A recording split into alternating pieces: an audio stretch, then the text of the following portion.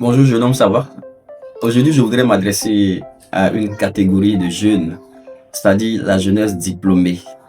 Et comme vous le savez, nous sommes dans un pays où le taux de chômage et l'inadéquation entre l'emploi et la formation est de plus en plus élevé. Donc beaucoup de jeunes, après le master, après la licence, après le BTS, voire même le doctorat, beaucoup sont sans emploi. Et parmi ces jeunes-là, il y a certains qui, en dépit de leur âge qui ne cesse d'avancer, restent encore à la maison tout en espérant en tout cas avoir, je veux dire, un concours, en espérant être embauché dans une entreprise.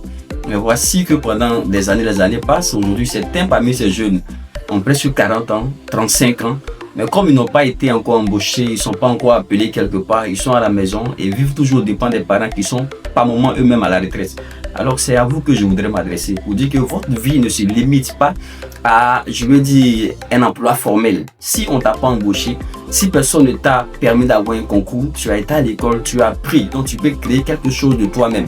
Alors plutôt que de rester et d'attendre, il est mieux de te lever maintenant pendant qu'il est encore tard. Pourquoi? Parce que d'ici peu de temps, tu auras peut-être 40 ans, 35 ans.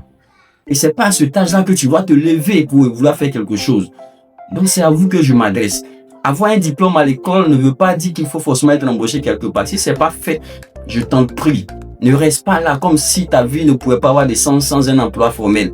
Lève-toi, fais quelque chose. Aujourd'hui, tu as déposé peut-être un CV dans un coin, on ne t'a pas appelé. Tu as déposé un CV dans un cabinet et personne ne t'appelle. Laisse-moi te dire que là où tu allais déposer le CV dont tu as atteint un appel là, peut-être que la personne, il a cela des années en arrière, était aussi dans la situation dans laquelle tu es aujourd'hui.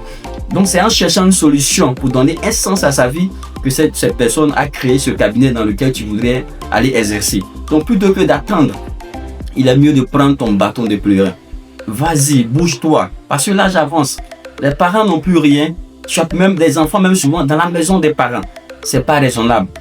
Vas-y, fais quelque chose de tes 10 doigts. Et peut-être qu'en exerçant, en créant une blanchisserie au quartier, en faisant peut-être, je veux dire, en ouvrant une boutique autant pour moi, en ouvrant un magasin d'Orange Money de vente d'habits, et peu importe, en exerçant, quelqu'un pourrait peut-être reconnaître ta compétence et te recommander mieux. Donc plutôt que de rester à la maison, lève-toi, fais quelque chose, ne regarde pas autour.